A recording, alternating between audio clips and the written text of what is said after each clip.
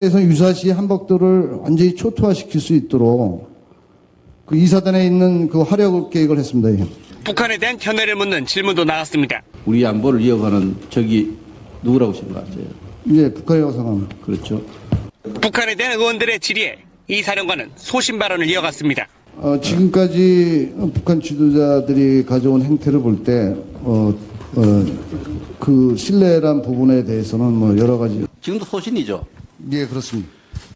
우리의 주적이 누구냐는 가장 기본적인 질문에 현 정권에서 북한이 주적이다라고 0.3초 만에 대답을 한 제35대 해병대 사령관 해병중장 이승도. 오늘은 그에 대해 한번 알아보고자 합니다. 하지만 시청자분들께서는 한 가지 의문을 가질 수가 있습니다. 우리의 주적이 누구냐는 질문에 북한이다라고 대답하는 게 도대체 뭐가 대단한 일이냐고요. 지금 당장 육군훈련소에 가서 훈련을 받는 이등병들에게 이 질문을 하면 모두 동일한 대답을 합니다. 당연히 북한이 주적이다라고요. 하지만 현 시점에서 중장급 이상 고위 장성 중에 이 질문에 대해 자신감 있게 말하는 장군은 거의 없습니다. 그 기록을 보니까 1969년에 해사 27기로 입학하셔가지고 올해로 보면 딱 50년째입니다. 그죠? 무장으로서 소신을 이 자리에서 밝혀줬으면 합니다. 우리의 적은 어디입니까? 누구입니까?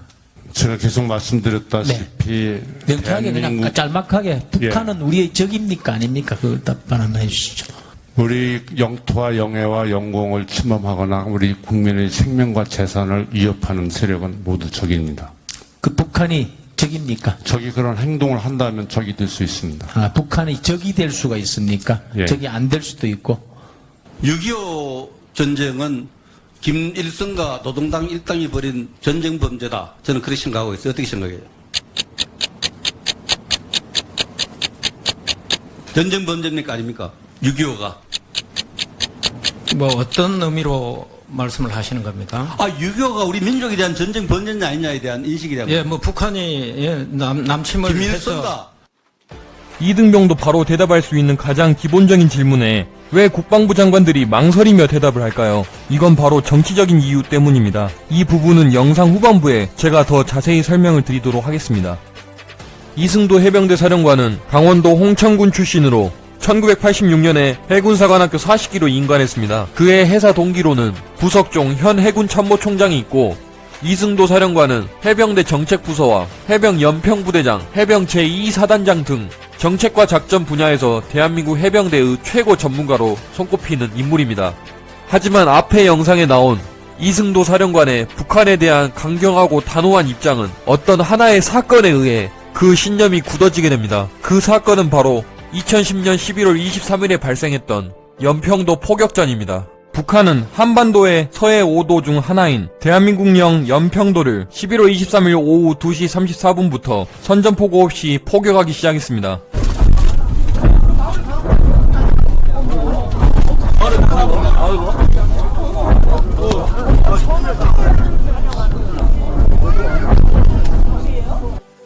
적의 피습 공격임을 알아차린 해병들은 모두 대피호로 대피하였으며 14시 41분경 적의 포 공격이 잠잠해지자 K9 자주곡사포 3문을 밖으로 끌어내어 북한군 포격이 시작된 지 13분 만인 14시 47분경부터 대응사격을 시작하게 되는데 이 대응사격을 지시한 인물이 바로 그 당시 연평부대장 이승도 대령이었습니다. 그는 북한의 기습 공격이 있기 전부터 북한의 도발에 대한 대비태세를 완벽하게 갖출 것을 연평부대원들에게 당부하였습니다.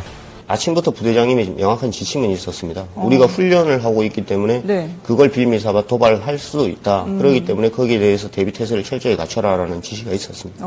예. 이승도 연평부대장의 대응사격 지시로 해병 연평부대는 총 80여 발의 대응사격을 했습니다.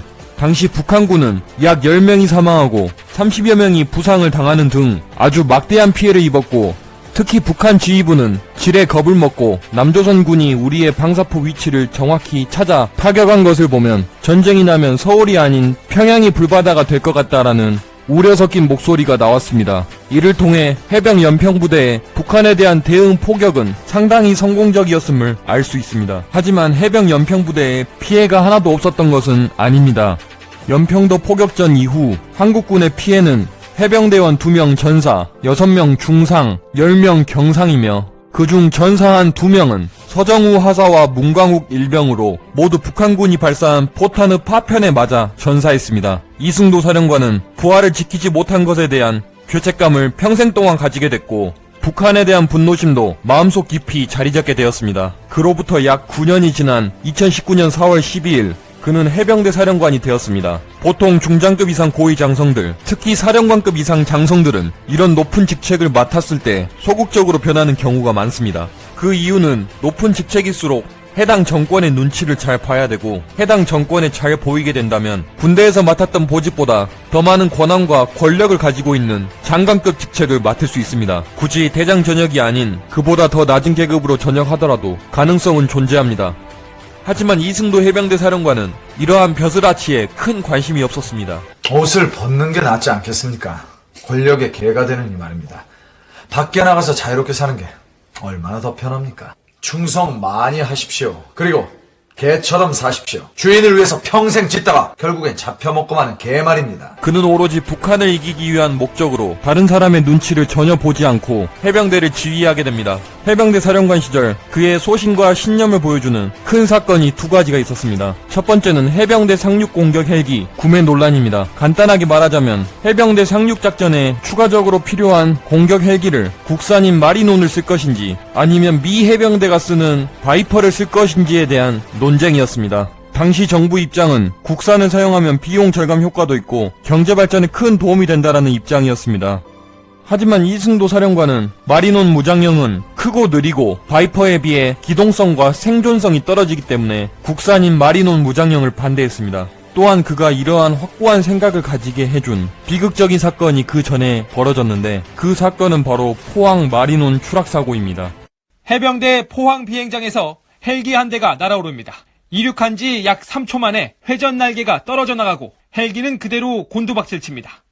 그 당시 기계 결함으로 인해 마리논은 추락하게 되었고 해병대원 총 5명 사망, 1명 부상의 대참사가 일어났습니다. 이러한 내용을 잘 알고 있는 이승도 사령관은 해병대 부하들을 위해 정부 입장과 대립되는 입장을 나타내게 됩니다. 또 2번째 사례로 해병대 국정감사에서 북한이 주적이냐라는 국회의원의 질문에 망설임 없이 북한이다라고 대답했습니다. 그가 지금까지 살아온 일관성 있는 삶의 태도를 봤을 때 그의 자신감에 가득 찬 답변은 어찌 보면 당연한 것이었습니다.